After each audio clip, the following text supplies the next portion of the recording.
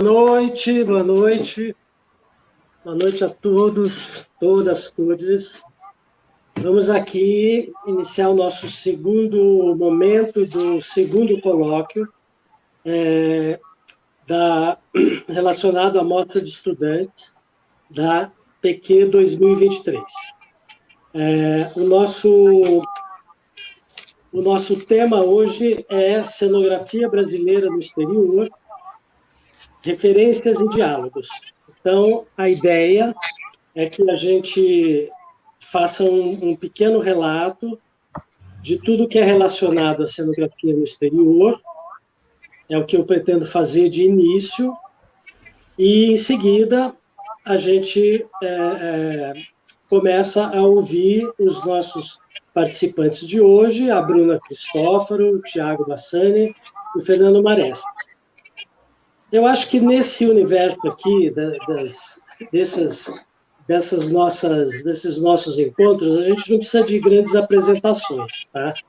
Eu acho que os três estão envolvidos, né, na curadoria da mostra de estudantes, os três são envolvidos com o ensino da cenografia, Bruna e Maré são cenógrafos, figurinistas, Tiago é um artista visual que trabalha nessa área e também na performance. Eu acho que a gente não precisa se prolongar muito com isso, né? A gente já se viu aí muitas vezes. Eu queria, quando a gente fala de cenografia brasileira, a gente pode tentar, internacional, né, fora do Brasil, a gente pode tentar medir a partir de alguns pontos, né, de algumas questões. Eu acho que é impossível falar de cenografia brasileira no exterior sem passar pela Quadrienal de Praga, em que o Brasil esteve presente em todas as versões, né, e desde a sua criação em 1967. Só não participou em 1983. Nada melhor que um evento onde hoje se reúnem mais de 50 países para que se tenha uma ideia da dimensão que produzimos nessa área comparado ao resto do mundo. E se nos basearmos dessa forma, vamos ver que estamos muito bem, que somos muito reconhecidos internacionalmente. Pensar que se fôssemos organizar um ranking nas premiações, o Brasil certamente estaria ali entre os 3 primeiros, né? Sempre uma premiação dada por um júri internacional, composto por muitos países, são 11 nomes dos maiores representantes do teatro, da cenografia, do figurino, da arquitetura teatral, e para justificar essa afirmação, eu trago aqui a relação dessas premiações.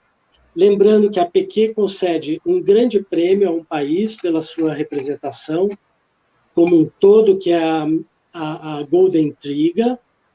Ele dá medalhas de ouro para melhor cenógrafo, melhor projeto de arquitetura, de figurino, e a gente tem, até pouco tempo, não havia premiação com relação às escolas de cenografia.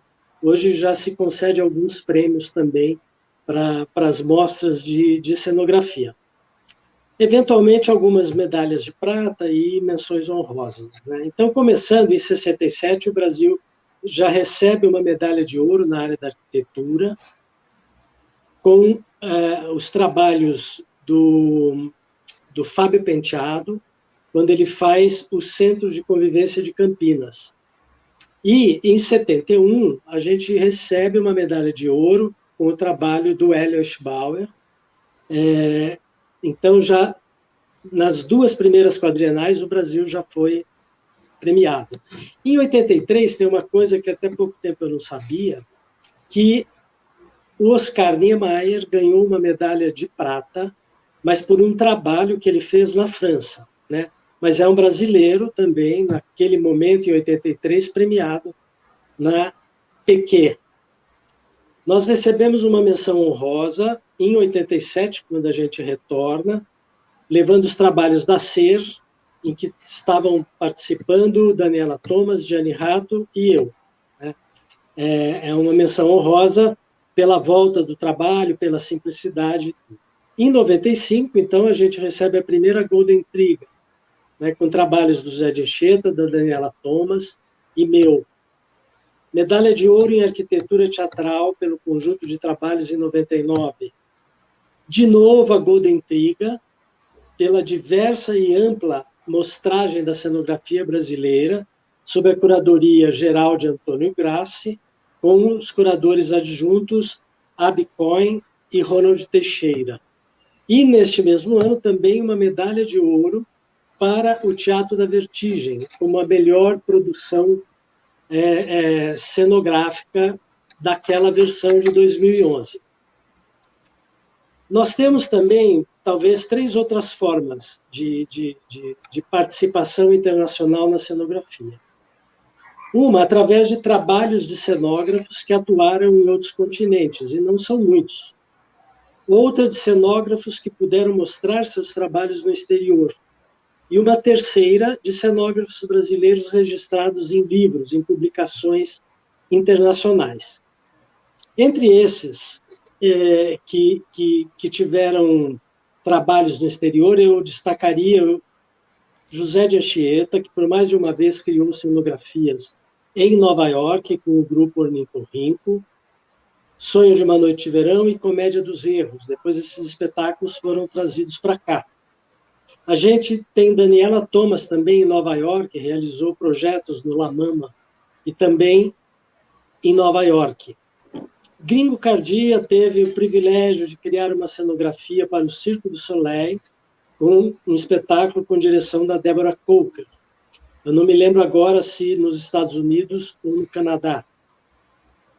Márcio Medina fez vários trabalhos na Itália, né, com o Bate. Eu tive a oportunidade de fazer alguns trabalhos fora do Brasil. Trabalhei no Teatro de Repertório Espanhol por 4 meses em Nova York, na montagem dirigida por Antunes Filho, Nelson II Rodrigues, e depois fiz lá também a Casa de Bernarda Alba. Fiz a cenografia para Toda Nudez Será Castigada, de Nelson Rodrigues, em Caracas, na Venezuela, com direção do Eide Ribeiro, onde a Telume esteve comigo e também foi a minha assistente nesse espetáculo. Trabalhei com Hans Kresnik, um diretor de dança, teatro em Bremen, na Alemanha, depois veio ao Brasil dirigir Zero, de Inácio Loyola Brandão, no Teatro Municipal de São Paulo, onde eu também fiz a cenografia. Temos 2 casos de ex-alunos, um do Espaço Cenográfico, Daniel Pinha, e outro da SP Escola de Teatro, Felipe Oliveira, hoje cenógrafos profissionais, que já tiveram projetos realizados, Felipe na Polônia, e Daniel Pinha, hoje residente em Washington, tem trabalhado lá com cenografia. Eu imagino que possam haver outras experiências, né? Se alguém lembrar, por favor, traga aqui para que a gente possa incluir nessa documentação que a gente começa a fazer, né? E também, eu acabo de saber que a Companhia do Latão está em Cuba fazendo espetáculo, que Marco Antônio Rodrigues já fez vários espetáculos em Portugal, e seria muito bom se lembrassem de mais espetáculos, de mais cenógrafos atuando internacionalmente, seria muito interessante. Um terceiro registro, e o último, que eu coloco, que pode mostrar um pouco o nível internacional das nossas cenografias, dos nossos cenógrafos, por exemplo, a publicação World Scenography, com 2 volumes, um com registros de 75 a 90 e o outro com registros de 90 a 2005. E um terceiro volume, que deve sair brevemente, que será de 2005 a 2025. A gente tem pelo menos 14 cenógrafos brasileiros registrados nesse livro, com vários projetos, não apenas um. Estão nesse livro, só para mencionar, Raul Belém Machado, de Belo Horizonte, Luiz Carlos Mendes Ripper, Naum Alves de Souza, Álvaro Apocalipse, do Grupo Giramundo, de Belo Horizonte, José Dias, Fernando Melo da Costa, Daniela Thomas, José de Anchieta, Gabriel Vilela, Márcio Medina, Hélio Eschbauer, enfim, são cenógrafos que já têm aí um certo espaço, um certo lugar frente à cenografia internacional. Apesar disso, né, apesar já dessa mostragem, a gente vê que isso começou a acontecer em 1967, com um trabalho do José Armando Ferrara para a cenografia de Morte e Vida Severina, que foi para o Festival de Nancy, foi premiada e está registrado no livro Lilier do Espaço Teatral, com mais de 30 páginas descrevendo essa cenografia. Então, são pouco mais de 50 anos em que a gente tem a cenografia brasileira mostrada internacionalmente. E eu lancei aqui, vou lançar 3 questões para que nossos convidados de hoje possam comentá-las, né? E também, claro, as pessoas que estão nos assistindo também podem depois, a hora que a gente abrir para a conversa, pode falar sobre elas, né?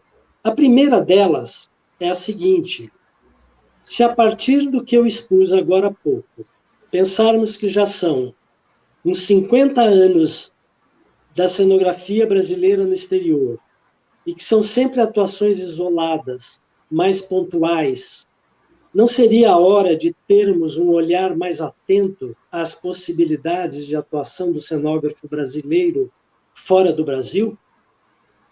Quais seriam os caminhos? E o que a gente poderia fazer para isso? Essa é uma questão que tem a ver com esse balanço que eu apresentei. A questão 2, ela é mais longa, eu vou ler bem lentamente para que a gente possa registrar. Hoje está muito acentuada a discussão sobre decolonialidade. Quando a gente entra nos aspectos das referências teatrais e cenográficas vindas, por exemplo, principalmente da Europa, entramos muitas vezes numa grande polêmica. Devemos ainda nos orientar por esses padrões? Eu falo isso porque numa das minhas oficinas eu apresentei um rico material sobre a cenografia de José Svoboda e, num certo momento, eu fui interrompido quando me disseram que esse tipo de cenografia não tem nada a ver com a nossa realidade. E a questão 3, pensando nas fortes referências estrangeiras, na imensidão do nosso país e a sua enorme diversidade cultural, podemos dizer que existe uma cenografia brasileira? Eu lanço aí, então, para a gente começar. Claro que cada convidado vai trazer aí questões, né, relacionadas a esse tema, mas se vocês puderem comentar, mesmo que rapidamente, as questões, a gente pode começar pela primeira e poderíamos começar, talvez, pela Bruna. Pode ser, Bruna?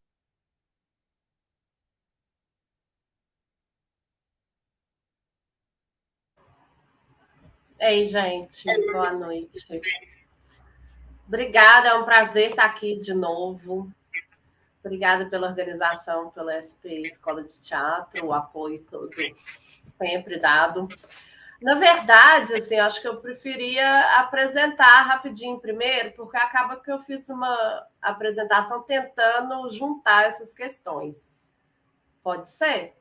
Pode ser, Serrone? Então vamos, cada um de vocês. Aí a gente entra nas questões e a gente começa por essas que eu lancei. Pode ser, então? Tá. Então vamos lá. Eu vou colocar aqui. Só um minutinho.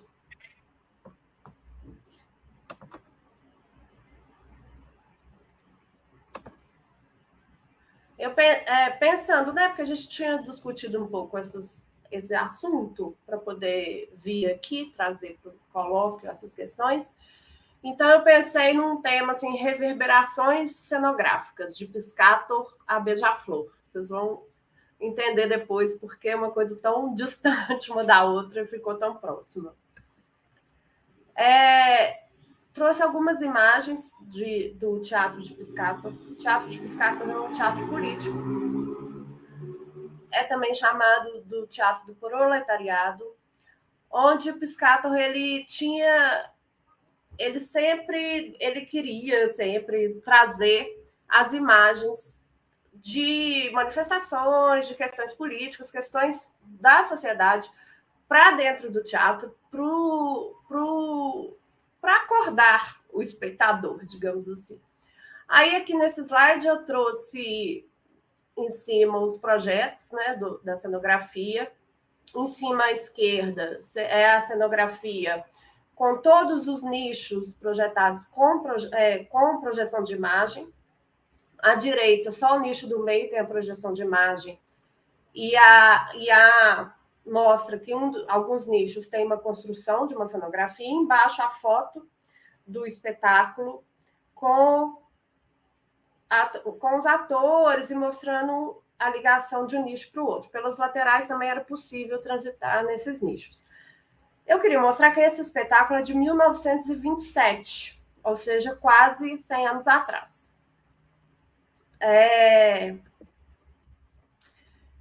Piscator, ele viveu numa época que foi também inventado o panorama, o planetário, essas tecnologias de projeção imersivas, onde o público entrava e a projeção era 360 graus. Walter Gropius, o arquiteto, eu vou considerar, gente, que esse teatro total, né, assim, ele passa por todas as escolas, por todos os estudos, então nem vou aprofundar muito, vou só passar pontuando as questões que me interessam para esse debate de hoje, que né, assim, para vocês entenderem essa relação que eu fiz.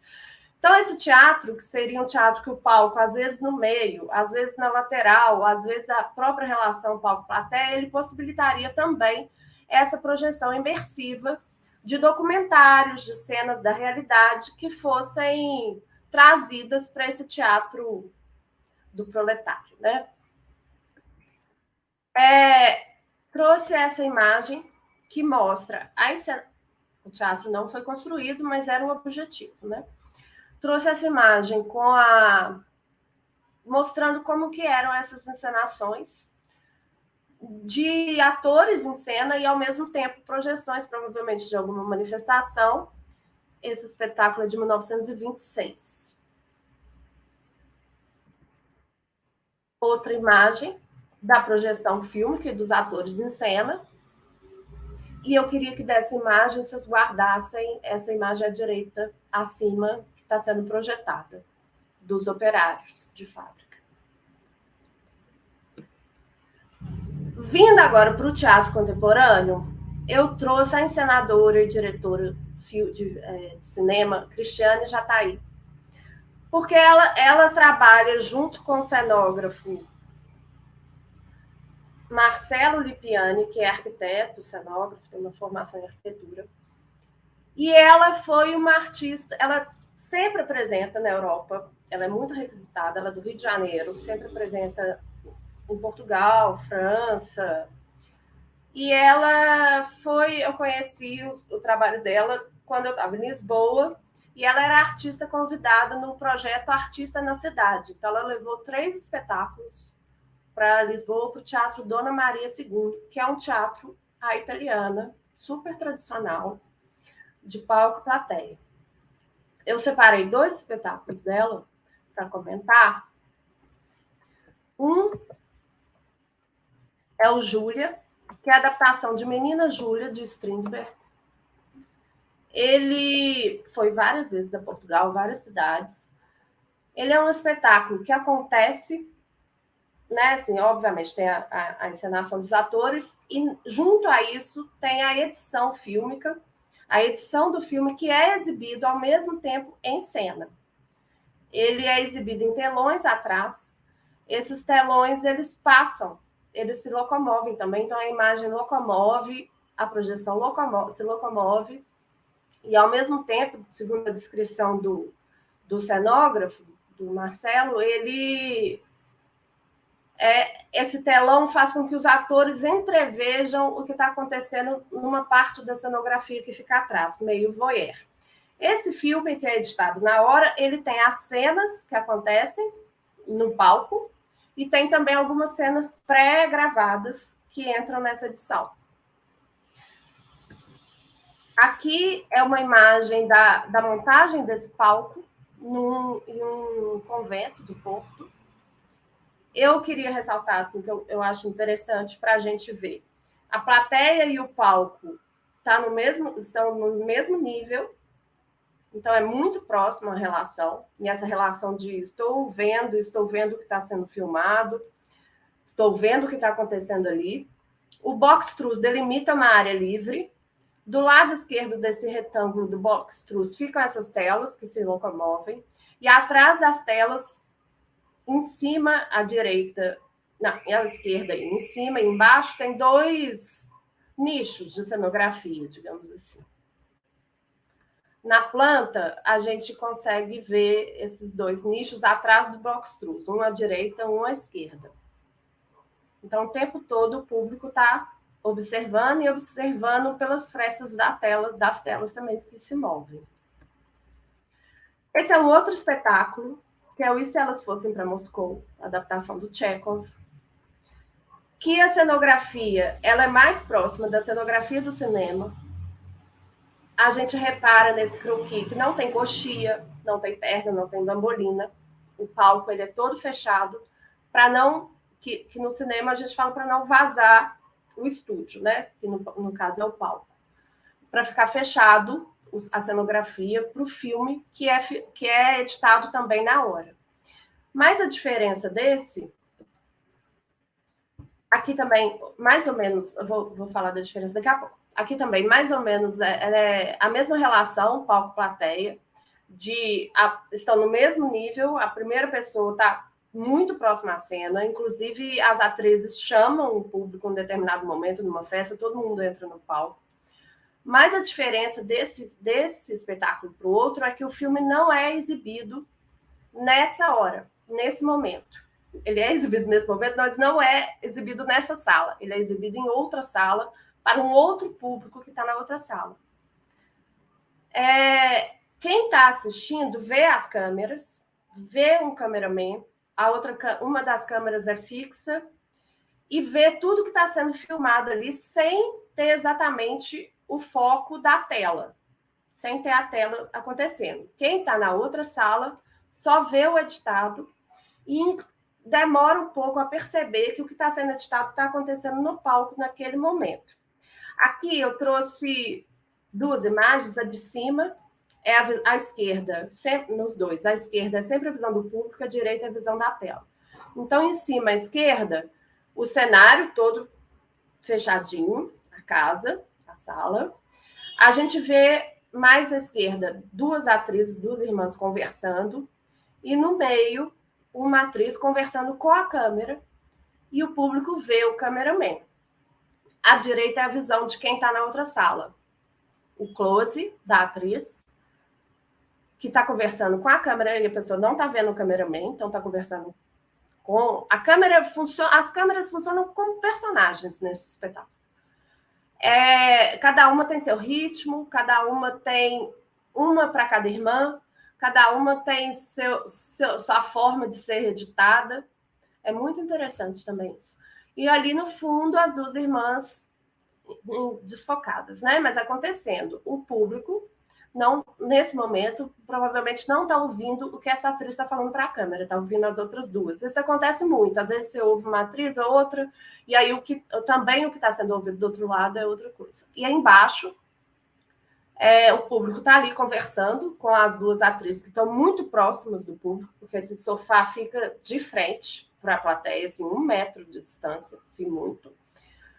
E lá atrás está outra atriz, nessa banheira, que parece um aquário transparente, assim, super poética e super importante também na dramaturgia. A gente vê, né, da plateia, a gente vê o cameraman, e o cameraman está filmando através desse aquário, pega as costas das outras atrizes do sofá e a plateia. nesses momentos, a outra plateia consegue perceber o que está acontecendo quando o público foi dividido. Uma parte vai para um lado, outra para o outro. E essa questão, essa simultaneidade, ela acontece no tempo, mas ela não acontece no mesmo espaço. No primeiro, Júlia, ela acontece no mesmo tempo e espaço, mas o tempo também tem um tempo diferente, que é de quando foi gravado antes e também é inserido em cena. Coloquei essa referência das imagens, porque todas elas eu peguei de um artigo da revista Sala Preta. Agora, lembrando lá dos operários do Piscator, eu queria que vocês, que eu comentei, gente, lembra dessa imagem dos operários, provavelmente alemães, de 1926.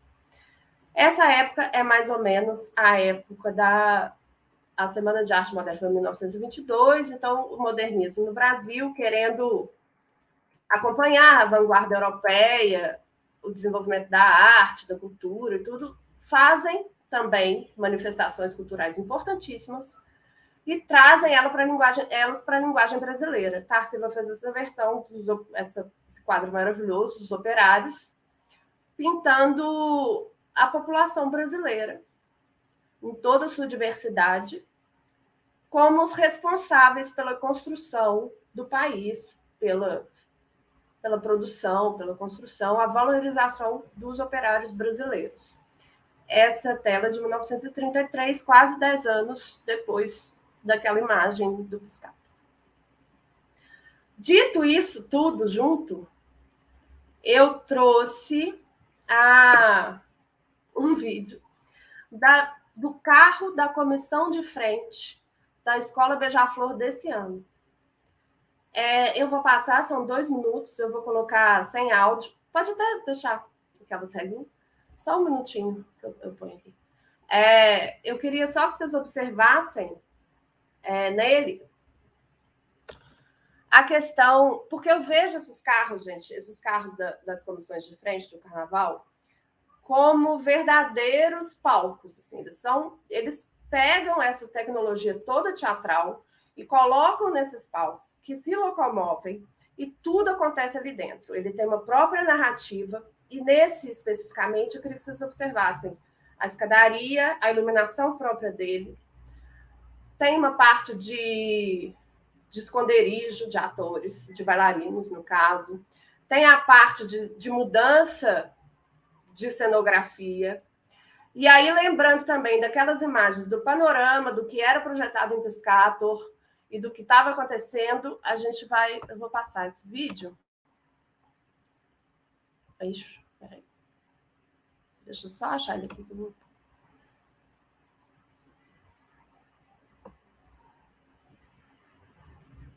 Você está com ele aí, Marcelo? Alguém que está no bastidor?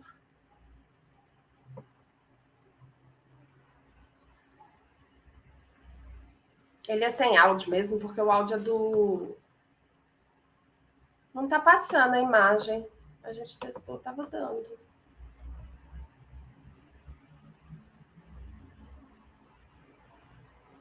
Acho que tem que colocar ele de volta aí. Aqui, ó. Vou colocar. Deixa eu...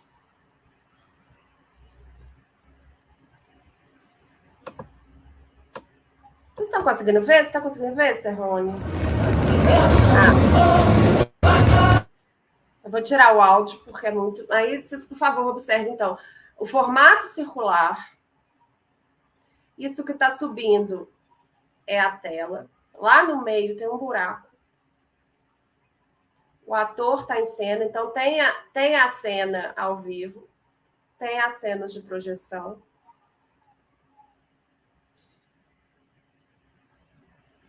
Essa locomoção, que eu acho incrível, assim, tem as cenas, tá vendo? As cenas bem realistas.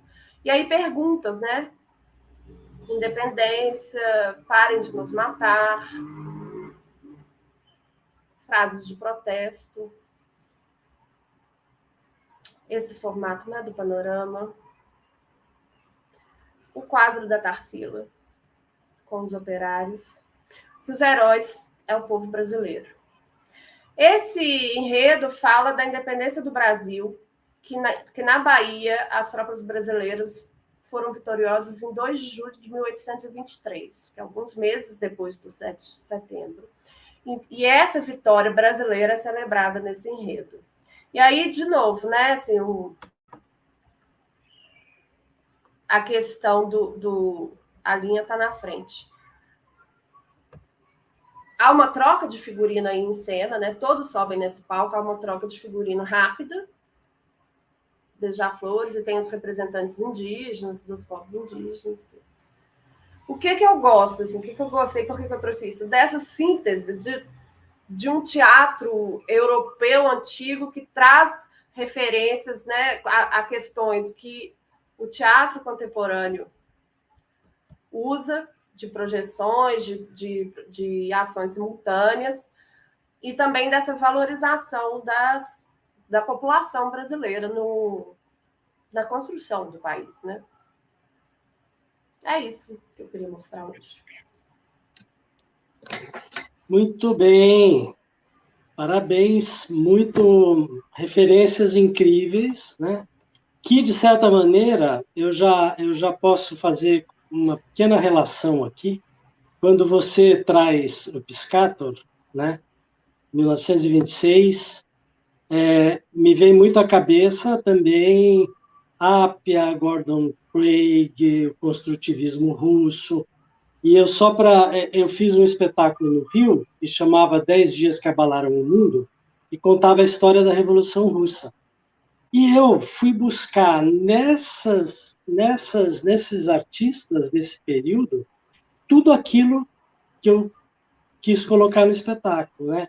Então, as referências que estão lá atrás já são aqui um exemplo de grande importância. Quando você traz a comissão de frente, esse teatro que acontece na rua, tudo isso vem também lá da Idade Média, tudo já se fazia, os carroções que caminhavam, se transformavam. Então, eu acho que a gente tem que estar sempre assim, muito atento, porque tudo isso que a gente tem lá para trás, em algum momento a gente recria, né, nos dias de hoje. Exemplos que são bastante importantes. Vamos, então, agora passar para o Fernando Marés. Pode ser, Marés?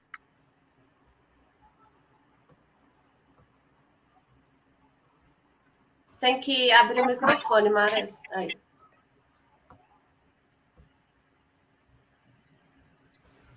Certo, estamos com som. Vamos sim, muito obrigado, então, Serrone. Obrigado, Bruna. Um abraço a todos que estão escutando. Bruna, muito legal a exposição. Acho muito interessante mesmo a relação, principalmente entre o cenário do Piscator com os operários e a pintura de Tarsila do Amaral, né? E como a gente pode refletir sobre isso hoje ainda, né? Nesse momento que a gente vive, da exploração, da força de trabalho, da construção de coisas sobre o suor de terceiros, e de segundos e de próximos da gente, assim. Então, a sobrevivência das imagens vem lá de trás, vem da Idade Média, como o Serrone falou, né? Mas eu quero ir por um caminho que é a construção de um imaginário brasileiro que a gente começa a construir aqui no Brasil a partir da semana de 22, a partir dos anos 50, majoritariamente, assim, dentro da cenografia daí, mas que reverberam todas estas imagens que foram trazidas para o país e que habitaram e que, por um grande momento, eram só copiadas, tanto esteticamente quanto em temas também, né? Na temática delas. Então, a construção das imagens, esse imaginário brasileiro, eu acho que ele está sendo construído dentro das nossas possibilidades, dentro dos recursos que a gente tem, né? E dentro de um contexto onde, como meteoros que passam só de vez em quando, a gente pode apresentar ao mundo Mas eu acho que a construção desse imaginário brasileiro ele está bem fundamentado, como já vocês colocaram aí, com todos esses exemplos de produções e de artistas que atuam fora do país e aqui dentro também, né? Então, dentro desse contexto, ontem o Márcio Tadeu comentou sobre a questão da ditadura e é interessante pensar nesse período que basicamente vai assim dos anos 60 aos anos 80, de como a produção cultural e artística no Brasil foi forte e fundamental para a formação e para o reforço dessa imagem mesmo do Brasil, né? Dessa paisagem brasileira, ou seja, de como a gente reflete dentro de trabalhos as condições em que a gente vive, produz e cria, né? Então, eu queria citar, como o Cerrone já adiantou aí e introduziu, a questão do Morte e Vida Severina, que é uma montagem de 1966, que foi apresentada, é um grupo de teatro Tuca do Nordeste, de alunos, foi apresentada em Nancy, na França, e que depois fez tanto sucesso e foi tão bem acolhida lá pela contundência da montagem e pela modernidade dela enquanto teatro, né? Ela foi apresentada também em Paris. E isso, eu acho que é uma pedra bem importante dentro dessa construção do imaginário, para quem não é daqui, para quem é de fora, né? Essa exportação desse tipo de produto, essa mostra do que é o país, né? Que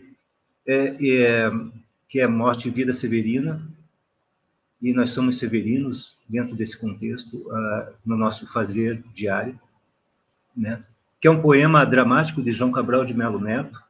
Para os estudantes que estão nos assistindo, ele e as decorrências do poema, que são as várias formas, como já se disse, esse poema, tanto no teatro, como no cinema, como em outros meios, é importante saber, né? Mas eu queria falar um pouco sobre a cenografia desse espetáculo, e passando aí para o segundo slide, vocês podem ver que ela é uma topografia, é uma construção de uma topografia muito sutil e muito precisa no sentido construtivo dela, que você tem aqui essa imagem de cima, ela tem 10 metros de frente e a gente pode deduzir que tem 10 metros de fundo, ou 8, e atrás tem um ciclorama. Os atores atuavam sobre esse praticável. É um praticável onde as alturas não são muito grandes, porque ele procura representar o agreste, né? A Caatinga, esse lugar árido e de difícil sobrevivência sobre ele no sertão, né? E conta a história de um peregrino forçado a sair do seu lugar, né? Ele sai daquele lugar porque ali é impossível de viver, e a peregrinação dele em rumo ao litoral, a uma vida melhor, né? Nesse percurso, ele se dá conta de que a morte é presente, mas que a vida ainda vale a pena, num certo sentido, porque tem um momento muito bonito nesse poema, que é o nascimento, né, de uma criança. Mas ele encontra a morte, por exemplo, um dos personagens morre morto por um latifundiário. Então, vocês vejam como é atual um poema escrito em 1955, há 67 anos atrás, mas que fala de coisas que estão acontecendo hoje, que é presente no nosso país ainda, e de como isso reverbera até aqui. Estamos hoje falando sobre isso, não é? Mas é interessante como esse período todo, de 62, quando é lançado O Pagador de Promessas, direção de Anselmo Duarte, esse filme, que é um ícone do cinema nacional, como ele fala sobre essa mesma questão, né? E outros, Vidas Secas, de Graciliano Ramos, um filme de Nelson Pereira dos Santos, fala sobre essa questão e reforça uma condição aberta e crítica sobre o país, né? Passa para o outro slide que a gente vai ver talvez os atores. Isso, olha só, esse grupo de teatro, eles atuam sobre esse praticável, que vocês estão vendo aqui embaixo uma outra planta dele, onde ele localiza os grupos de atores. Eram muitos atores. Mas vocês vejam a modernidade disso em relação ao que se fazia lá, o que Brecht já fez, o que Piscator mesmo já fez, né?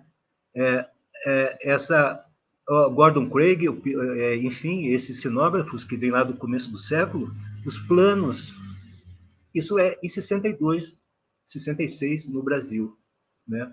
Então, a capacidade que a gente tem aqui de ter uma referência forte que vem de fora, mas como transformar essa referência numa coisa própria, né? Numa coisa original mesmo, e que cai lá fora como uma novidade, né? Como uma aceitação grande e poderosa da cultura brasileira mesmo, né? Tem um outro slide, eu acho, por favor.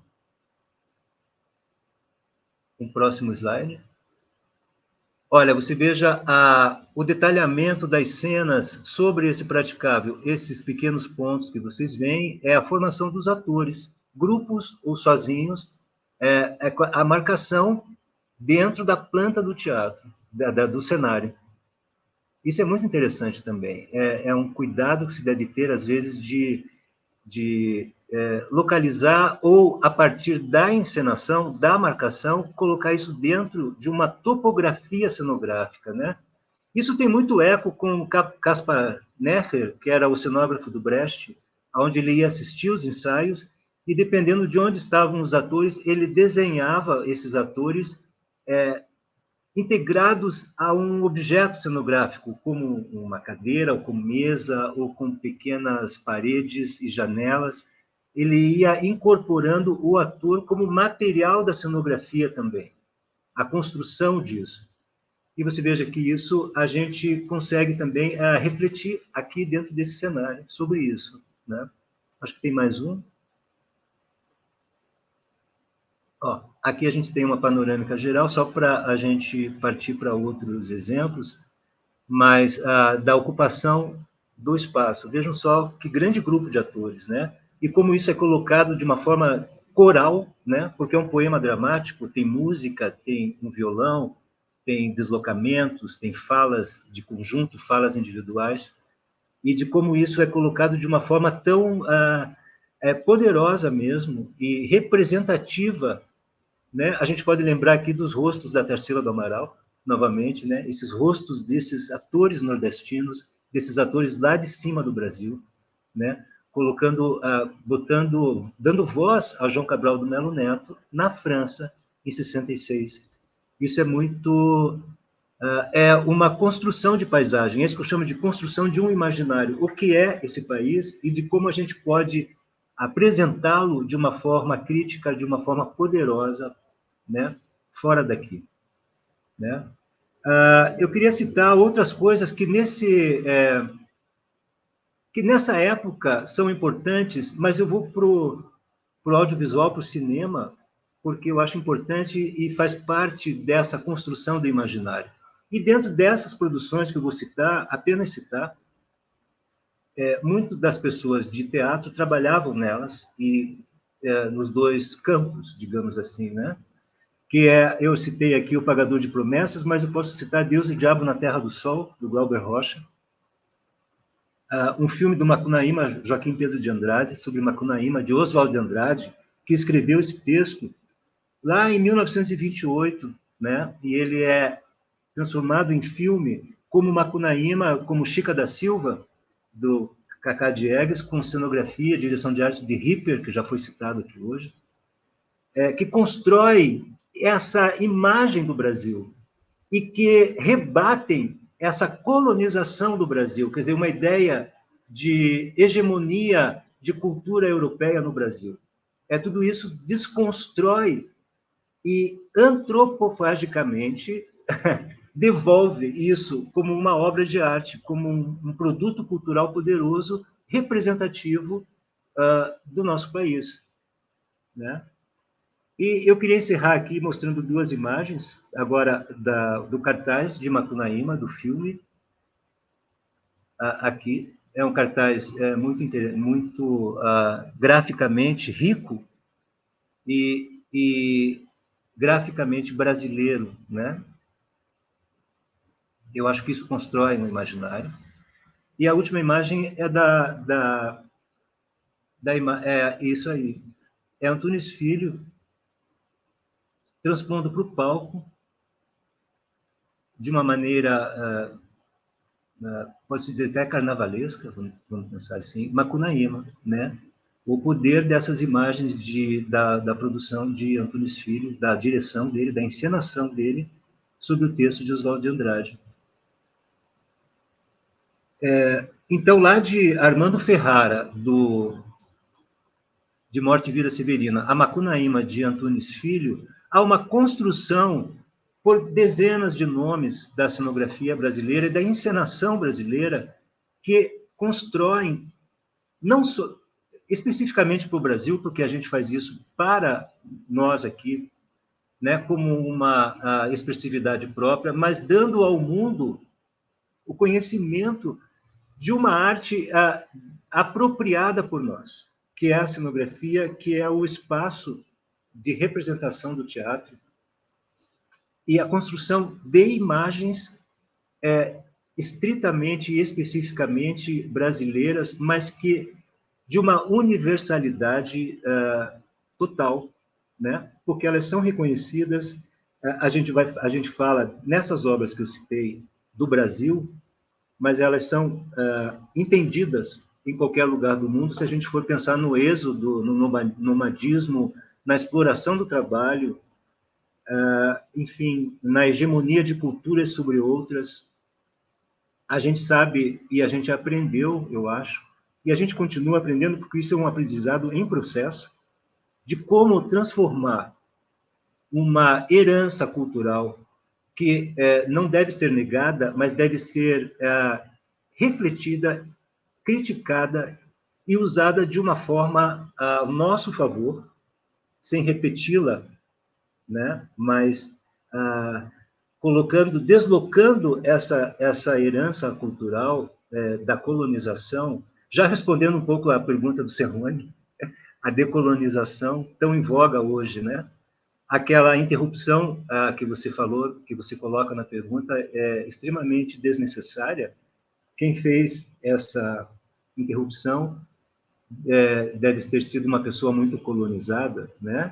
Que ainda está nesse lugar. Quer dizer, não se deve negar esse museu imaginário que é de séculos, né? Nós temos um palco que vem da Europa, palco italiano. Não importa, importa o que você faz sobre esse palco, o que você mostra como imagem neste palco, né? E se a gente for pensar no palco italiano, a gente pode remontar à Grécia, porque muito do teatro, da arquitetura do teatro grego está no teatro italiano. Vamos falar do proscênio, mas a gente pode reduzir ainda mais e ir mais para trás. A gente pode falar do praticável.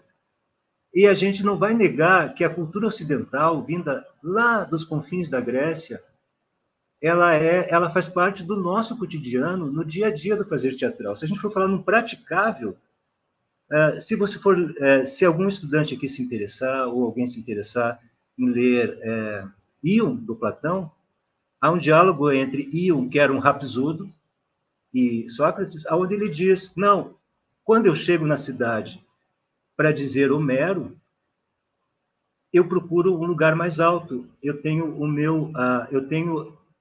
construo um lugar mais elevado para me representar e para me contar a história da Ilíada.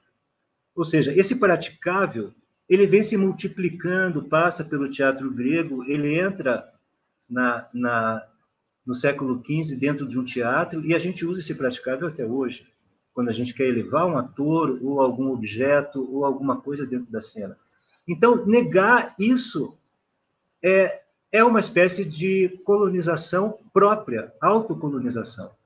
Agora, você usar um praticável para você dar um salto sobre o praticável dentro da sua especialidade, eu acho que aí há o valor. E essas obras que a gente anda citando aqui, todos os artistas que a gente citou,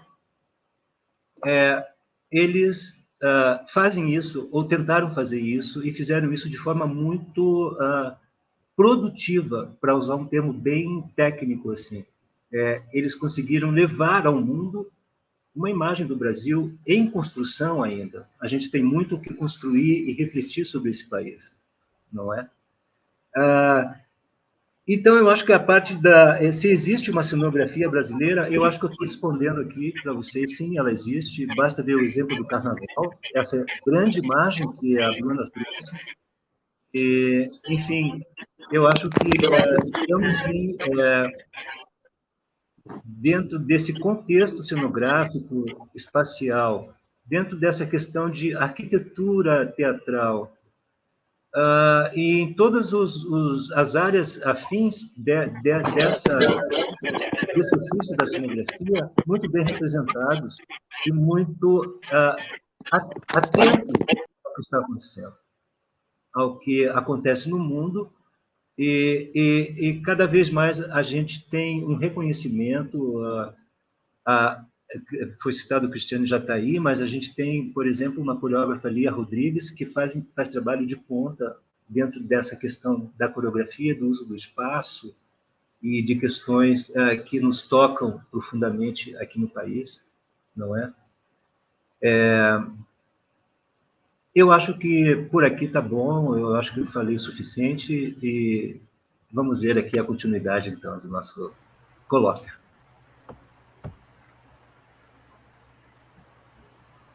Ok, Marés, obrigado. Riquíssimas as coisas que você traz. Nessas horas eu vejo assim alguma vantagem de ser assim um dos decanos da cenografia brasileira, né? Porque eu trabalhei 7 anos com o Ferrara, o José Armando Ferrara, na TV Cultura. Ele era o diretor-geral da cenografia lá. Conversamos muito sobre Morte e Vida Severina, né? E eu fiz, o ano passado, Morte e Vida Severina, no Rio de Janeiro, e eu fui buscar nessa topografia dele toda a base para a minha cenografia. Os terrenos, as covas, os cemitérios, chegar a Recife, encontrar as carpideiras. Então, para mim, você vê, a gente já começa a ter referências nossas, né, para os nossos trabalhos. Assim como os 10 dias que abalaram o mundo, eu fui lá no período da Revolução Russa, época de Piscator, época de construtivismo, para poder... Só que o Morte e Vida Severina do Ferrara, eles trabalhavam com sombras no fundo branco. A gente acabou agora, no Rio de Janeiro, trabalhando com projeções, né? Mas são releituras, são recriações, né, que a gente tem. Então, muito bom passar por tudo isso. Ontem, ouvindo o Márcio também, vivi aquele momento da ditadura também, cantei no Nacional, caminhando pelas ruas de Rio Preto. Então, nossa, que beleza. Eu queria ser estudante ainda para estar me deleitando com tanta fala, de tanto interesse que a gente tem aqui. E para completar o dia de hoje, vamos trazer, então, os comentários do nosso Tiago. Por favor, Tiago, vamos lá. Olá, boa noite a todos e todas e todos que estão aqui, que estão nos ouvindo nesse segundo colóquio. Foi maravilhoso ouvir a Bruna e ouvir o Marés e ouvir o Cerrone, né, com a sua experiência de tanto tempo, nos ensinando sempre, mostrando, né, outras facetas dos trabalhos. A minha fala hoje é um desdobramento do último colóquio, só que ela se dá em outras terras e outras circunstâncias. Ela será breve, mas ela é muito significativa, e ela trata de uma interlocução direta do Brasil e o exterior, assim. É a partir de uma experiência específica de Ana Maria Amaral, né, que é uma das figuras mais importantes, que atuou durante muitos anos fazendo trabalhos incríveis, né? Eu acho que, pensando nas perguntas lançadas, né, pelo Cerrone, eu trago dessas experiências, da experiência que a Ana Maria Amaral teve nos anos 50 e 70, quando ela esteve em Nova York, ela produziu 2 espetáculos de boneco, né? Um deles é o Beyond Outer Space e o outro é o Lollipop and His Carnival Gang. E quando ela entra em contato com esse fazer, né, dos bonecos, e pesquisando um pouco mais adentro do trabalho realizado pelo Wagner Sintra, né, da Unesp, quando ele prepara os documentos do casulo, né, e do grupo, eu encontrei 2 poemas que são muito significativos para essa análise, assim. Um é o que ela denomina a Última Carta de Nova York, né? Eu li esse poema várias vezes, e aí eu pude entender um pouco sobre esses vazios e essas buscas que ela fazia lá, né, para suas criações. E um do outro poema muito significativo também é a Canção de Retorno, que é quando ela volta dessa experiência internacional, se estabelece, né? Então aí nós temos um trânsito de ida, volta, né, de ida para o exterior, de volta para o exterior, de uma permanência no Brasil, né, e uma produção ininterrupta com todo o grupo, com o coletivo, de maneira coletiva, e dessas interlocuções que ela realiza nesses trânsitos, né? Eu trouxe aqui 4 imagens. Essa é a primeira imagem do Beyond the Outer Space. Pode passar para a próxima, são imagens breves dos bonecos. Pode passar. E esse é o Lollipop and His Carnival Gang, que são espetáculos para crianças, né? São espetáculos para... E tomando um pouco da fala do Marés, né? Quando, na compreensão de incorporar os atores e os elementos de cena, de todos como elementos de cena, eu acho que aqui o espaço onde é concebido, apesar de ser boneco, compreende todo um contexto, né, cenográfico que vai para além, né, desse desenho, né, em quais lugares ele está e quais as relações que esse espaço toma, onde é que ele acontece, né. Isso para mim é muito emblemático, assim, né, emblemático. Eu não sei se nós temos, agora voltando para a questão que o Cerrone nos coloca, né? Será que nós temos uma cenografia brasileira, né? Eu acho que nós temos ela um pouco no plural, assim. Eu acho que nós temos cenografias, né? Nós temos mais de uma, né? Se a gente pensar um pouco sobre esses deslocamentos. Uma das questões que eu penso muito, vendo o trabalho da Ana Maria Amaral, as imagens do trabalho, claro, né, e da pesquisa do Wagner, em contraposição ao que ela escrevia como poema, eu suponho que nessa tentativa de se colocar no exterior, sempre tem uma busca, né, e também tem uma dificuldade, né, então, assim, quais são os caminhos e o que fazer para essa atuação, apontando para que nós tivemos uma atuação bem pontual no exterior, como cenografia, quanto figurino, quantos elementos de cena.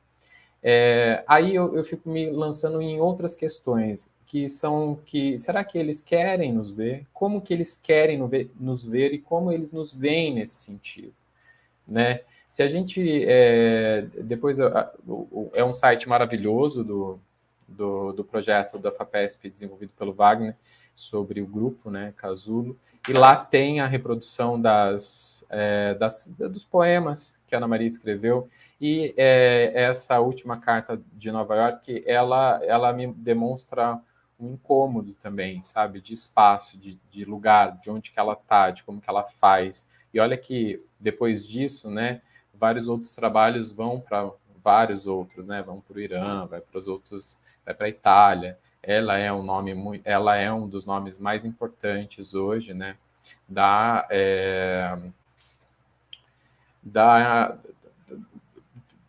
do mundo da União Internacional das Marionetes, né? Então, assim, ela é uma referência, ela fez parte do comitê durante muitos anos, né?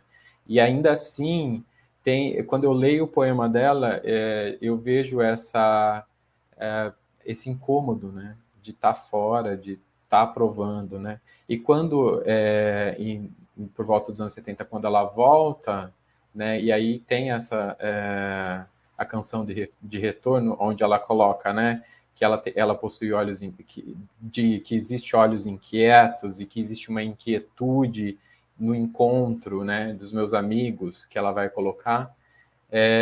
O que é esse reencontro com essa realidade nacional, com esse contexto em que a gente produz e que eu acho altamente afetivo e sensível, né, trazendo um pouco da experiência internacional que alguns de nós tivemos e dos espaços que nos acolhem ou nos espaços que nos repelem, né? Como que essa atuação se dá, né? É um tipo de encorajamento que há, né? Existem políticas para que a gente esteja lá e de que modo? E daí eu não digo só de política pública, não, só de fomento e de outras questões, né? Nós como professores, né, e todos nós aqui somos, assim, nós somos interpelados sempre, principalmente de uma questão da decolonialidade, né, assim, de entender e eu acho que nesses trânsitos, tanto que a Ana Maria Amaral faz, quanto dos projetos apresentados aqui, tanto pela Bruna quanto pelo Marés, eles trazem, eu acho que uma característica para a gente de ver que de entendimento dessa condição de colonizados que temos, né? E isso não sou eu que digo, é a Catherine Walsh, né? Que é as compreensões que nós temos que ter, né? Esse entendimento visceral que nós temos que ter a partir do momento que nós temos essa condição de colonizados e o que fazemos a partir disso, né? Para resistir após isso. Talvez isso tenha um pouco a ver com o que o Marés traz desse ruminar, né, dessa antropofagia, né, de ver toda essa referência que nós temos, né, que o Cerrone aponta na segunda questão, né, que ele levou um rico material, né, de um dos maiores cenógrafos do século XX e que isso foi interpelado de maneira... E nós somos interpelados a todo momento. E quais são os caminhos para criar diálogos de maneira paralela também, entendendo isso, né? Tá bom, isso existiu, isso é uma referência muito importante histórica, né, para a constituição do teatro, da cenografia, dos espaços da cena, do figurino e dos elementos, né, de cena. E o que a gente faz hoje a partir do contexto que a gente tem, entendendo o nosso lugar, né, de maneira visceral, que somos colonizados, né? Então, eu coloco isso sempre numa devolutiva, assim, né, para os estudantes, para eles pensarem, tá bom, o que a gente faz a partir disso, né? O que você faz a partir de toda essa referencialidade hegemônica, seja ela norte-americana ou europeia, e o que a gente rumina disso para que isso devolva a partir daquilo que a gente produz aqui, né? E aí reforço essa ideia de ter cenografias brasileiras, né? Porque se a gente pegar e um pouco das minhas experiências que vai do sul, sudeste, norte e nordeste e norte, eu vejo umas produções, riquíssimas produções e diversificadas produções, né? Eu acho que a minha aproximação agora é trazida muito pela conversa com as quais tive com o Elo Cardoso sobre a Ana Maria Amaral, né? Tem a ver com o que eu trago das experiências do interior da Bahia, né? Quando no outro colóquio eu trouxe as referencialidades das traquitanas do seu Limiro, né? Quando ele vai fazer os bonecos e fazem as máscaras, os bonecos também são articulados, né? Então eles têm essas características e ele não teve essa referencialidade, só que ele produz a partir de uma realidade dele. né? Então, por que essa referencialidade do seu Limiro não pode estar a partir da referencialidade, por exemplo, do grupo norte-americano Bread and Puppets, né? Então, assim, eles podem estar em diálogos, em quais lugares eles se aproximam, ou quais eles se distanciam, ou eles só se distanciam, né? Eles podem só se distanciarem, né? E eu acho que isso parte de um desejo radical de entendimento da nossa condição, e que eu acho que agora ela não é mais, eu acho que não há saída, a não ser olharmos para essa característica, né? Assim, é o que nos requer, né? Eu acho que é isso. Minha fala é basicamente isso, assim. Muito obrigado pela participação, obrigado por poder colaborar um pouquinho. Nossa, colaborou muito. Você trouxe mais uma aí, Ana Maria Amaral. Eu trabalhei muito com a Araci, que você deve conhecer, das artes plásticas, da semana de 22, né? Bom, a gente tem aí, acho que mais uns 15 minutos, 20. O Marcelo deve, não sei se a gente vai ter alguma pergunta, mas eu queria só aproveitar das falas a questão que eu coloco ali, né? Quando é que a gente vai ter um olhar diferente, né, de gestão para o nosso teatro, para a nossa cenografia? Eu falo isso porque o Marés trouxe o trabalho do Morte e Vida Severina, que teve um espaço de mais de 30 páginas no livro francês, lá em 66. Se você procurar material sobre Morte e Vida Severina aqui, nos nossos livros, você vai encontrar muito pouco material. A coisa é só mencionada. Lá, a cenografia teve um detalhamento assim impressionante, vale muito a pena conhecer esse trabalho. Quando o Macunaíma viajou por 25 países da Europa, tem livros e livros sobre o Macunaíma do Antunes Filho lá fora. Aqui tem a Mirtes, que foi uma das atrizes que fez uma tese sobre o Macunaíma, que está batalhando há anos e anos para publicar essa tese dele, esse livro importante. Então, quando eu falo disso, é assim, puxa, a gente tem um trabalho tão rico, né, tão forte, e que, de repente, falta um olhar de gestão, não só pública, de gestão em todos os sentidos, né, para a gente poder ir para frente. Agora a gente teve criado Grafias da Cena. Vamos ver se esse grupo, né, é um grupo que pode, de repente, junto com o STAT, a gente trabalhar um pouco nesse sentido. E da questão, antes de passar para vocês, quando eu pergunto da cenografia brasileira, se existe, é porque a gente tinha antes pensado e que a gente atrasou com a exposição por uma série de problemas, e quando a gente discutiu lá atrás, é porque a gente teria a mostragem dos trabalhos de cenografia dos nossos estudantes. Então, a gente teria ali um panorama e a gente pensava em comentar. E, a partir disso, a gente então, analisar um pouco e pensar o que está se fazendo aqui, ali, no norte, no sul. E aí, eu que já vi todos os projetos, são mais de 100, a gente vai ter a exposição a partir do dia 20 até o dia 5 de abril, né?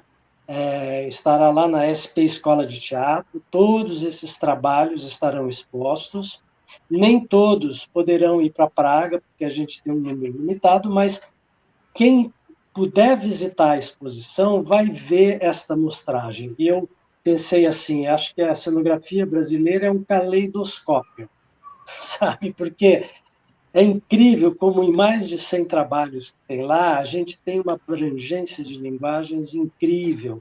A gente vai da tradição indígena às projeções, trabalho com luz, o papel machê, as raízes africanas, o meriti do Pará, palco italiano, galpões, fábricas. Então, é isso, é essa diversidade que a gente tem e que a gente tem que mostrar. A gente tem que mostrar pelo mundo.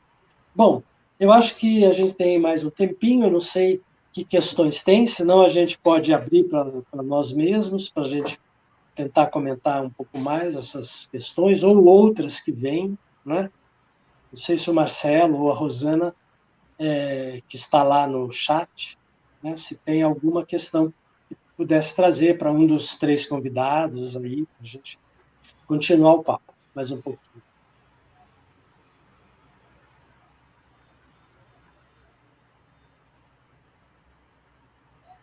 Seu microfone.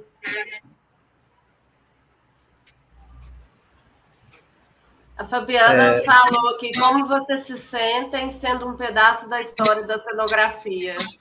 Eu nunca pensei por esse lado, eu acho que a gente vai vivendo, né? Trabalhando, mas achei gentil a pergunta, obrigada. Acho uma pergunta interessante, assim, é difícil escapar de pensar na história, na própria história, né? O Cerrone já pontuou isso, mas quando eu vi Macunaíma, em 78, eu vi Macunaíma, eu era um estudante de teatro ainda, pensando em ser cenógrafo, talvez, e aquilo me levou a ser cenógrafo, quando eu vi Macunaíma, né? Uma oportunidade de ir para São Paulo e assistir, e aquilo me impactou de uma forma tão brutal, assim, que eu decidi fazer isso pro resto da vida, e estou até hoje fazendo, e lutei, né, como a gente luta nesse país, para continuar fazendo só isso, né, para não partir para uma outra coisa e tal. Então, é um sentimento até de gratidão, assim, de ter, de um espetáculo, né, ser uma referência tão forte que te dá vontade de pular no escuro, né, e você buscar uma coisa, né. Então, é um aprendizado de autodidata meu, eu nunca fiz uma universidade específica de cenografia ou alguma coisa. Eu procurei, né? Eu bati na porta para ser assistente, eu bati na porta para aprender um pouco mais. E eu acho que isso, quem está estudando agora, os alunos que estão vendo aí, as pessoas que estão se interessando pelo assunto, devem buscar esse museu de referências, né? Você criar um museu próprio de referências, de imagem, né? Seja de que época for, seja de que período, e como você pode trabalhar com isso a partir das suas possibilidades, né? Chegar até aqui, sem ser prolixo, já fui prolixo demais. Vai lá, Thiago. Eu me sinto um grãozinho de areia no meio de uma grande praia e de um grande oceano, assim, né? Porque eu acho que a riqueza produtiva da produção artística no Brasil, principalmente no campo da cenografia, e os artifícios que a cenografia, que as condições, na verdade, né, de localidade, nesse Brasil extenso que nós temos, é tão extenso, né? A gente conhece muito o que está muito próximo da gente, e foi maravilhoso participar agora com todos, né, da curadoria, porque eu pude acompanhar e ver, né, um pouco de uma produção de cada espaço, né, de cada território, de cada região do país, e elas são muito diversas, e elas caminham por um caminho muito plural, né, e as materialidades, como o seu Rony trouxe, são materialidades muito específicas, e que nos dão um panorama que essa parte da história ela é contada por muitas vozes, né? Por muitos sentimentos, por muitas sensibilidades e por muito desejo de fazer teatro, né? Porque eu tenho amigos que estão em lugares bastante distantes e de lugares de resistência, de entendimento e fazem teatro, insistem na peça. A gente colabora à distância, assim, com as produções. Então, assim, no interior do interior daquela cidade, reside um grupo de teatro, e nesse grupo existe uma equipe que faz o cenário, a cenografia, e são grandes famílias assim, da cena, e que produzem de maneira para viver, né?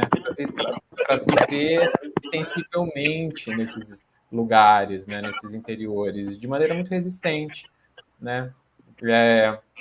próximo da cidade de onde eu nasci e vivi muito tempo, nós temos, por exemplo, a Casa do Teatro, que reside e resiste há muitos anos, né, produzindo peças e espetáculos incríveis, com o mínimo de apoio público, com o mínimo de recurso, e uma equipe que ama fazer aquilo, né? Então, eu me sinto só uma partícula minúscula nesse universo maravilhoso, onde nós temos muitas estrelas maravilhosas para nos inspirar, né?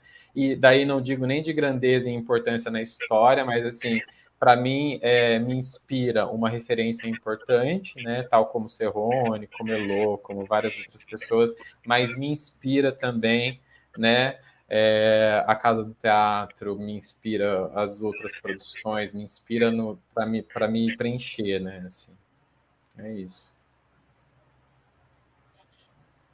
Tiago, você talvez esteja há uma década, um pouco mais, né? E resistindo, né, já. Mas se prepare, porque eu estou há quase 50, resistindo ainda. Sim. Nossa, não é, mas é isso, é o que o Marés falou. Até me intriga, Marés, porque você foi ver um espetáculo que aparentemente não tinha uma cenografia, né?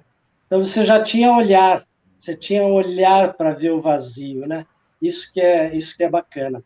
E essa coisa da resistência, da gente se apaixonar pelo teatro. Outro dia eu estava lá na escola, e aí estava conversando ali com um grupinho, prestando atenção, e nossa, eu não sei o que eu vou fazer, minha irmã, eu trabalhando aqui, tendo aula, minha irmã se matando, acho que eu vou fazer telemarketing, né? Eu falei, puxa vida, vai sim, porque você precisa, mas venha na escola, veja teatro, que provavelmente a sua vida vai mudar uma hora.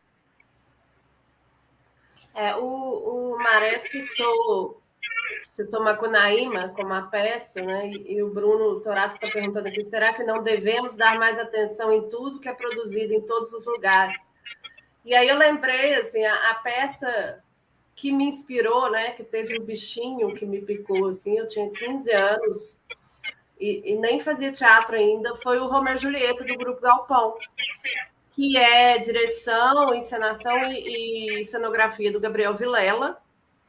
E a capacidade do Gabriel Vilela, né? O texto é Shakespeare, ele leva o Shakespeare para a rua, é um movimento inverso, né? Que Shakespeare é no teatro elizabetano, que historicamente, segundo a Bárbara Leodora, foi o teatro da comédia dell'arte que entrou nas hospedarias. O Gabriel Vilela volta para a carroça, para o carro, para a rua, para a comédia dell'arte. E, ao mesmo tempo, ele tem uma capacidade de pegar todas as referências de vida dele, de interior de Minas Gerais, e transformar em arte, transformar em cenografia, transformar em figurino.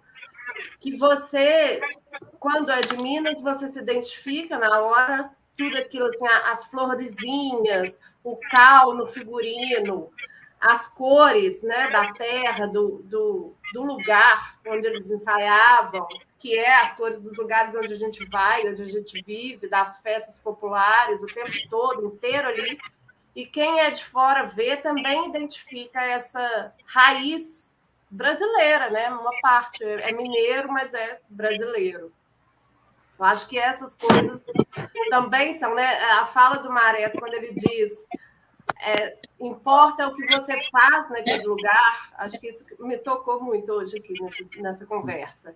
Né? E o Vilela tem isso, né? O que ele faz com todo esse conhecimento histórico do teatro que ele tem, com toda a vivência dele, mineiro, de ter vivido no interior, do ensaio no interior, as histórias mineiras, e o que você faz ao pôr em cena. Né? Eu trabalho em Ouro Preto, né?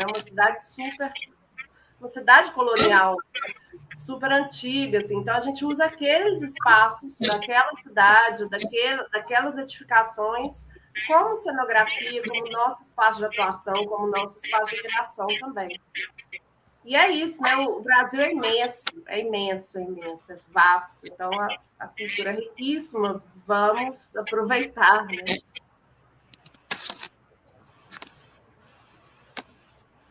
Eu não sei quem que trouxe essa questão, né? Mas eu acho que as inspirações estão no mundo, né? Quer dizer, tudo é possível. Então, tem Macunaíma, tem Romeu e Julieta, tem o Balcão, tem o Teatro Oficina, tem o Burrei do Cacá Rossetti. Mas veja, na verdade, isso que vocês estão dizendo, né, foram mordidos aí pelo bichinho do teatro, para mim aconteceu no circo. Uma coisa tão singela, quando eu tinha 12, 13 anos, né? Montava circo na frente da minha casa e eu vivia lá, costurava lona e assistia o circo-teatro todo dia. Emprestava móvel escondido da minha mãe para estar lá, para ganhar ingresso. Né? E eu via lá, tinha ponto. Aquilo me criou um universo na minha cabeça. Mais tarde que eu fui entender por que eu quis fazer teatro, por que eu quis fazer cenografia. Porque eu não tinha nada até então, nunca tinha entrado num teatro até os 17 anos. Né? Uhum. Então, vem lá, as inspirações estão aí, elas estão, só basta a gente ter olho para ver, né? A gente ter olhar.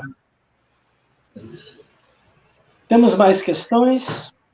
O Bruno trouxe uma questão sobre o que na verdade, o que eu trouxe do seu Limiro foi no último colóquio, mas eu me deparei com ele de novo quando eu vou ver Ana Maria Amaral, né? Assim, que é o teatro de bonecos, né? E eu acho que eu tenho uma emoção por isso, porque foi a partir do que a Bruna falou e do que o Rony colocou, eu acho que foi o primeiro contato que eu tive com a cena, né, com o teatro. Então, isso é muito forte no lugar do sensível. E aí, eu acho que é possível, sim, um caminho de fortalecimento de uma identidade, mas eu acho que não seja o caso de uma identidade em uníssono, né? Não é única, né? Essa que é a questão. De repente, a gente tenha que ter uma cartografia brasileira da cenografia brasileira, né?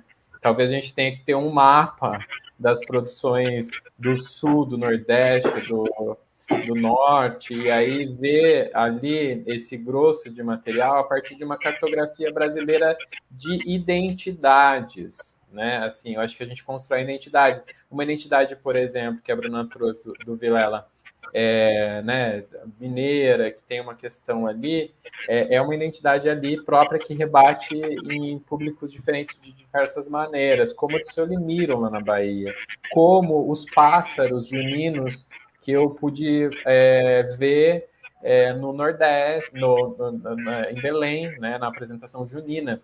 Então, ali tem uma cenografia e um figurino próprio da cultura popular brasileira. Então, de repente, é isso. Talvez seria o caso da gente ter uma cartografia, assim, né?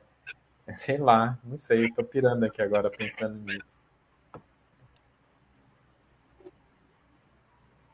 Bom, gente, chegamos às 21 horas. Acho que nosso. Eu queria lembrar isso, só rapidamente, 2 segundos. Claro. É muito o que aqui no quadro da Tarsila, as cenografias brasileiras, essa diversidade de rostos, né, e de expressões. É uma diversidade da mãe, né? Os operários.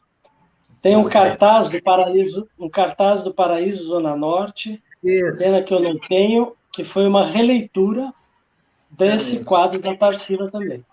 Então, eu estava dizendo que a gente chegou no horário, né?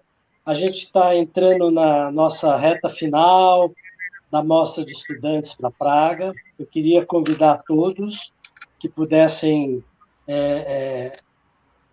ir até a nossa exposição, está sendo amplamente divulgada.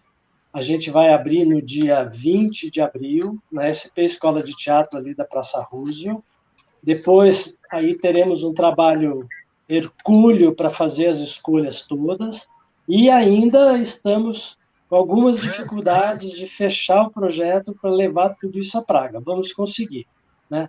E quem for a Praga, claro, aí vê a versão final da nossa exposição lá, e acho que a gente está cumprindo a nossa missão, né, de ter uma curadoria formativa, que a gente está trazendo questões, a gente está discutindo a cenografia brasileira, o ensino da cenografia, Então, eu fico muito, muito feliz em que a gente está chegando ao final, muito trabalho até aqui, mas que a gente está deixando aí um legado importante que certamente estará registrado aí no catálogo que a gente está começando a trabalhar para documentar esse grande material da mostra de estudante. Eu não sei se cada um quer ter 30 segundos para falar um tchauzinho e a gente encerra. Eu vou agradecer mais uma vez, assim, é um prazer estar aqui, é um prazer esses debates. Quero agradecer por ter estado na curadoria com vocês, assim, né? Ainda não acabou, ainda tem até junho, mas é muito legal essa troca de informações, de conhecimento, de ideias, e os colóquios também, né, sempre nos atualizando e fazendo pesquisar novidades e coisas. Justamente essa questão da gente na sala de aula estar sendo sempre questionado, e agora, como que funciona no Brasil? E aí aqui também é uma forma da gente ampliar esse conhecimento e também voltar depois para os alunos, para as ações formativas, não só de agora, mas também para o nosso trabalho. Né? E obrigada, gente. Obrigada, Fimarés. Obrigada, Thiago. Obrigada, Serrone. E boa noite. Quem vai, Thiago? Eu só quero agradecer, muito obrigado por estar aqui com vocês, pessoas que incríveis, que a gente tem trabalhado intensamente durante todo esse tempo. Acho que isso é maravilhoso, estar junto e aprender sempre, assim. Aprender com quem está aqui, quem está no grupo, quem está colaborando e quem está nos vendo hoje, quem está dialogando conosco. Faz parte do nosso intuito inicial, como o seu Rony disse, de um processo de formação, né? Nós sempre estamos. Muito obrigado. É isso aí, agradecer também, agradecer Bruna, Thiago, Serrone. Obrigado aqui por esse espaço. Continuamos trabalhando, então, a partir de... Esse é o último colóquio, mas ainda temos a exposição, temos Praga aí pela frente. E a continuidade disso, que isso seja um processo, né? Um processo que perdure e seja rico, né? E seja rico, principalmente. Então, um abraço a todos e até a próxima, então. Bye, bye. Obrigado, gente. Até mais.